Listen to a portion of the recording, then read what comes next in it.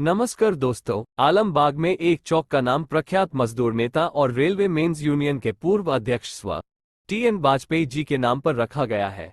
वाजपेयी जी एक साधारण परिवार में जन्मे, मगर उनके संघर्ष और अन्याय के खिलाफ लड़ने की क्षमता और प्रतिभा असाधारण थी। वे भारतीय स्वतंत्रता संग्राम से बेहद प्रभावित थे। वे अंग्रेजों के खिलाफ थे और अंग्रेजी के खिलाफ थे। वाजपेयी जी की जन्मभूमि भले ही हरदोई रही हो, मगर उनकी कर्मभूमि यह लखनऊ रहा है। लखनऊ की मेयर श्रीमती सुषमा खरकवाल जी को लखनऊ निवासी धन्यवाद देते हैं कि उन्होंने लखनऊ के इस चौक का नाम स्वर्गीय टी.एन. वाजपेयी जी के नाम पर रखा है। अब चलते सीधे राजनाथ सिंह जी के संबोधन पर।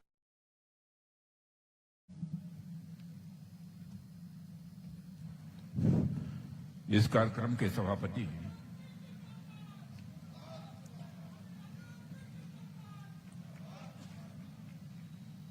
और रेलवे यूनियंस कि हिंदुस्तान की एक मानी जानी हस्ती आदरणीय शिव गोपाल जी मिश्र, केवल महासचिव इन्हें नहीं कह रहा हूं,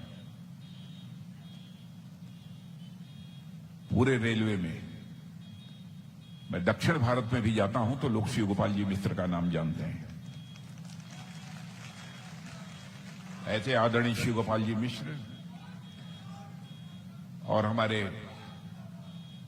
उत्तर प्रदेश के डायनेमिक डिप्टी चीफ मिनिस्टर, जिनका कि यह विधानसभा क्षेत्र भी है, श्रीमान ब्रजेश जी पाठक, श्रीमती सुषमा खरकवाल महापौर, श्री आनंद द्विवेदी नगर अध्यक्ष, श्री मुकेश जी शर्मा विधायक, श्री रामचंद्र जी प्रधान विधायक, श्री सियाराम जी वाजपेयी, श्री यशु शाह, श्री सचिंद्र मोहन जी शर्मा मंडल रेल प्रबंधक, श्रीमान दिवाकर जी त्रिपाठी, श्री श्रवण नायक, श्री गिरीश मिश्रा, श्री त्रिलोक अधिकारी, श्री राकेश श्रीवास्तव, श्री अरविंद त्रिपाठी गुड्डू और यहां मौजूद मेरे सभी सम्मानित बहनों एवं भाइयों, सबसे पहले तो मैं आप सभी से क्षमा चाहता हूं। संभवतः परसों यह कार्यक्रम होना था, लेकिन हमारी अत्यधिक व्यस्तता होने के कारण चाहते हुए भी उस कार्यक्रम में मेरा आना संभव नहीं हो पाया। लेकिन आज एक और कार्यक्रम था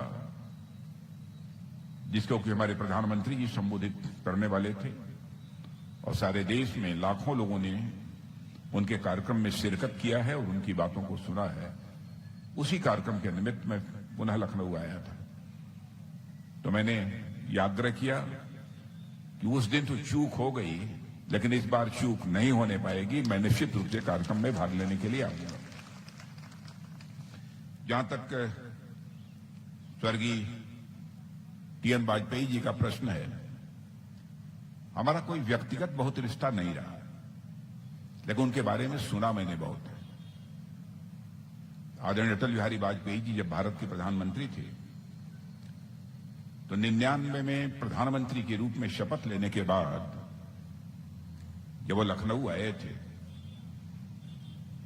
तो आए थे स्वर्गीय टी.एन. वाजपेयी जी की आदमकद प्रतिमा का अनावरण करने के लिए आए थे। और शायद मैं उस समय मुख्यमंत्री था, और उस कार्यक्रम में मुझे भी भाग लेने का अवसर प्राप्त हुआ था। और मैं सुषमा जी खरकवाल को विशेष रूप से मैं धन्यवाद देना चाहता हूं। हमारी महापौर हैं, सम्मानित महापौर हैं। उन्होंने इस चौराहे का नाम स्वर्गीय टी.एन. वाजपेयी के नाम पर रखे जाने के संबंध में मुझसे पूछा। आदरणीय शिव गोपाल जी मिश्र ने उनसे चर्चा की थी। तो बहनों भाइयों, हमने क्षण भर की विलंब नहीं लगाई। मैंने सहज रूप से अंतर मन से इस बात की स्वीकृति दी, इसे किया जाना चाहिए।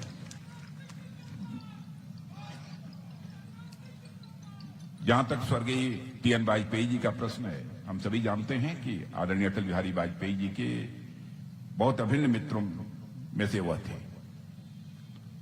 और मित्र ही नहीं, बल्कि मैं कहूंगा कि अटल जी के मन में स्वर्गीय टी.एन. वाजपेयी जी के प्रति एक सम्मान का भाव था। वो बहुत ही साधारण परिवार के रहने वाले थे,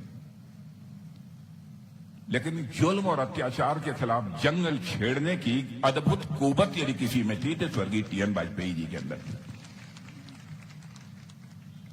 मुझे यह बतलाया गया कि शायद 1945 में वो लखनऊ आ गए थे और एक कहीं किसी कारखाने में वह काम करते थे। किस कारखाने में काम करते थे मुझे नहीं मालूम।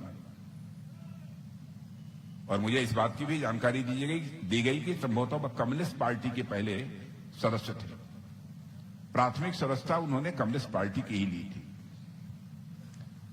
लेकिन जब उन्होंने देखा कि वामपंथी विचारधारा के लोग अंग्रेजों के खिलाफ जो जंग हो रही थी उसमें भाग लेने से उन्होंने मना कर दिया था, उससे कतराने लगे थे, तो उन्होंने अपने वामपंथी विचारधारा को उसी समय छोड़ दिया था और एक दूसरी पार्टी ज्वाइन की थी, वह कांग्रेस सोशलिस्ट पार्टी।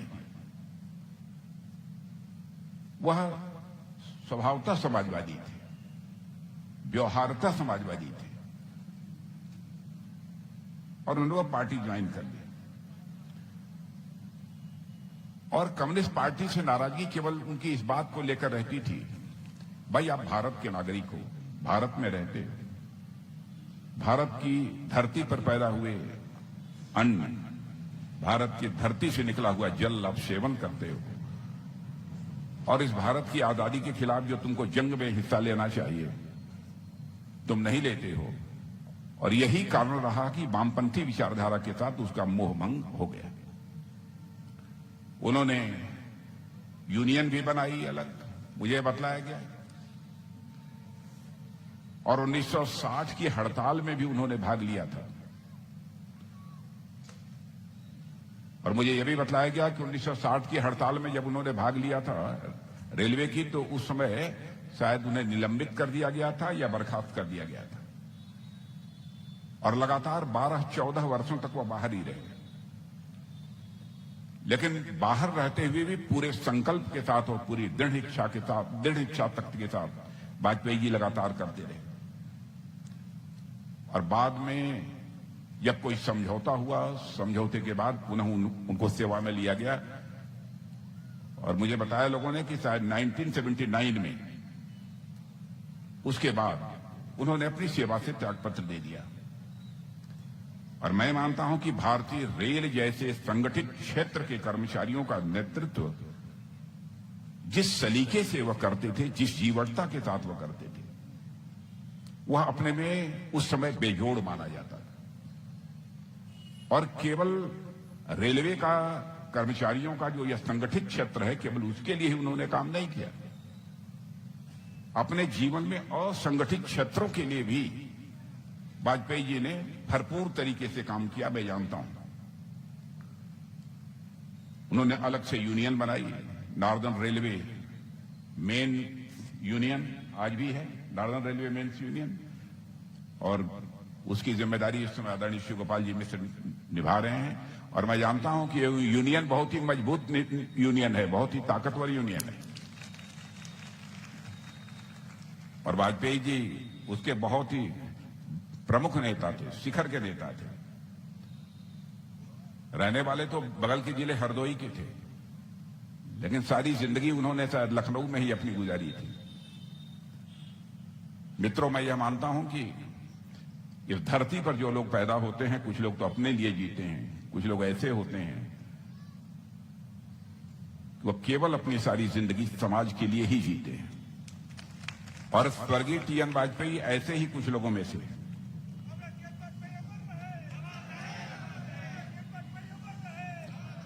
सारी जिंदगी ही उन्होंने कर्मचारियों के लिए, मजदूरों के लिए ही लगा दी। एक ऐसी शख्सियत है। और आप ये देख रहे होंगे कि इस समय हमारी सरकार भी, चाहे समाज की अंतिम सीढ़ी पर बैठे रहने वाले लोग हों अथवा समाज के अति पिछड़े हुए लोग हों अथवा जिन्हें वंचित कहा जाए, यह सब सारे लोग हों, इनके लिए बहुत सारी योजनाएं हमारी सरकार ने लागू किया है। अब मैं बहुत विस्तार में जाकर उन सब सारी योजनाओं की मैं चर्चा करूंगा तो एक लंबा समय लगेगा, उसकी मैं आज चर्चा नहीं करना चाहता। आपकी भी कुछ समस्याओं के बारे में आदरणीय श्री गोपाल जी मिश्र हमको समय समय पर बराबर हमसे चर्चा करते रहते हैं। आप लोगों को शायद उतना अनुमान नहीं होगा। आप लोग समझते होंगे अच्छे रिश्ते हैं, ऐसे ही जाते होंगे, मीठी मीठी बात करके चले आते होंगे। ये मीठी मीठी बात नहीं करते, कभी कभी बहुत कड़वी कड़वी बात भी करते हैं। अपने कर्मचारियों को लेकर। समस्याएं हैं और मैं मानता हूं कि समस्याओं का कभी न कभी समाधान निकलना चाहिए और मुझे उसमें जो मदद करनी होगी मैं अपनी तरफ से मदद करूंगा।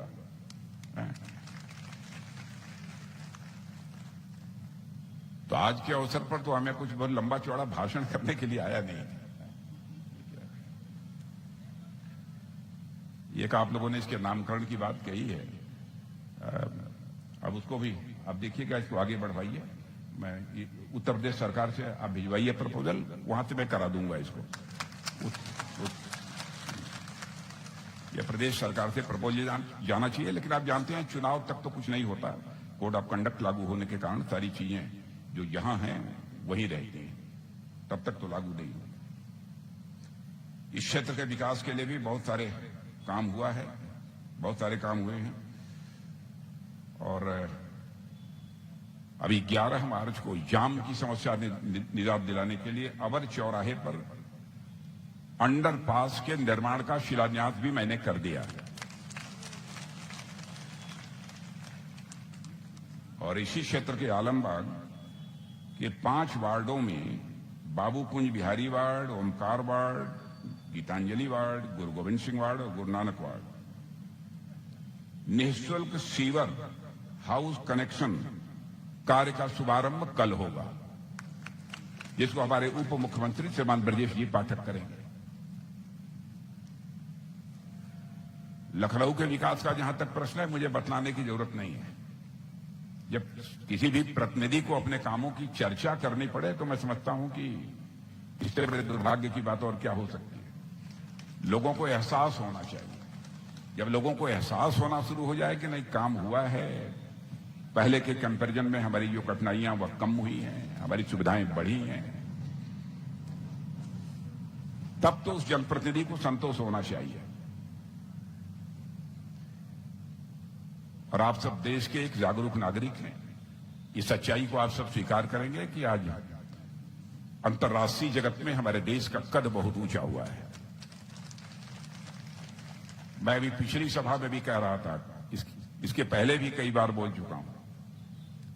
और जब हम लोग भी विदेशों में जाते थे कभी और इंटरनेशनल फोरम पर, अंतर्राष्ट्रीय मंचों पर हम कभी कुछ बोलते थे, तो भारत की बातों को जिस गंभीरता पूर्वक लिया जाना चाहिए लोग नहीं लेते थे। लेकिन आज भारत यदि अंतर्राष्ट्रीय मंचों पर कुछ बोलता है तो सारी दुनिया कान खोलकर सुनती है कि भारत बोल क्या रहा है।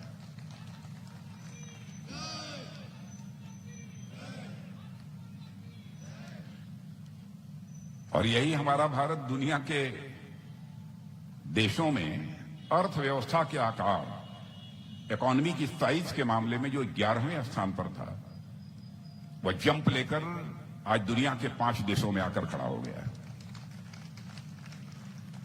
और बड़े बड़े अर्थशास्त्री और हाईली रिप्यूटेड फाइनेंशियल फर्म्स अब इस बात को डंके की चोट पर कह रही हैं कि वह दिन दूर नहीं है कि 2027 प्रारंभ होते होते इकोनॉमी की साइज, अर्थव्यवस्था के आकार के मामले में हमारा यह भारत दुनिया की टॉप 3 कंट्रीज में आकर खड़ा हो जाएगा।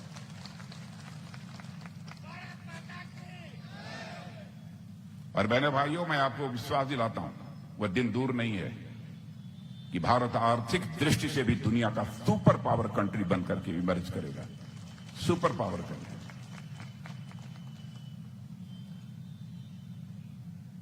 और हालात तो यह है, मेरे भारत की प्रतिष्ठा का अंदाज एक घटना की मैं चर्चा करूंगा।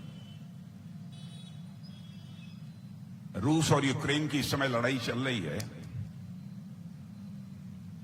और आपने देखा होगा कि यह लड़ाई 2 वर्षों से चल रही है। जब युद्ध प्रारंभ हुआ था तो यूक्रेन में हमारे भारत के रहने वाले 25-26 हजार बच्चे वहां के मेडिकल कॉलेज में, इंजीनियरिंग कॉलेज में पढ़ाई करते हैं। उनके गार्जियंस ने यहां शोर मचाना शुरू किया, प्रधानमंत्री के पास डेलीगेशंस मिलने प्रारंभ हुए। तो आप चाहे जैसे भी हो, हमारे बच्चों को यूक्रेन से आप बाहर निकालिए। कितना कठिन काम था। रूस और यूक्रेन का युद्ध, धड़ाधड़ मिसाइलें चल रही थी, यूक्रेन तबाह हो रहा था। अमेरिका का भी किसी न किसी हद तक उसमें हस्तक्षेप किया। जो दुनिया के किसी देश का कोई प्राइम मिनिस्टर काम नहीं कर पाया, प्रेसिडेंट काम नहीं कर पाया। प्राइम मिनिस्टर ने टेलीफोन उठाया, सीधे रूस के राष्ट्रपति मिस्टर पुतिन से बात की, यूक्रेन के राष्ट्रपति मिस्टर जेलेंस्की से बात की और अमेरिका के राष्ट्रपति मिस्टर बाइडेन से बात की। और बहनों भाइयों, इससे बड़े गौरव की बात हम लोगों के लिए क्या हो सकती है कि हमारे प्राइम मिनिस्टर की अपील पर 4.5 घंटे के लिए युद्ध रुक गया और हमारे 22,500 बच्चे यूक्रेन से बाहर भारत चले आए। यह भारत की हैसियत सारी दुनिया में बनी है।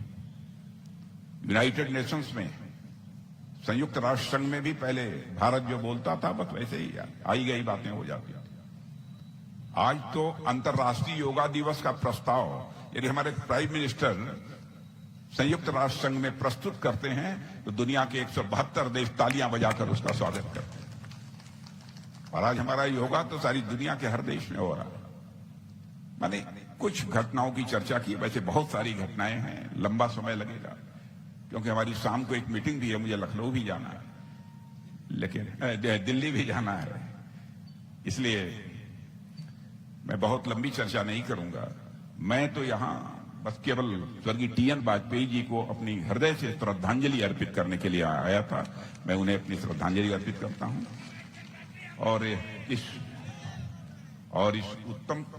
उत्तम कार्य के लिए, श्रेष्ठ कार्य के लिए मैं यहां की महापौर श्रीमती सुषमा खरकवाल जी को एक बार मैं फिर से धन्यवाद देते हुए अपना निवेदन समाप्त करता हूं। आप सबको बहुत बहुत धन्यवाद।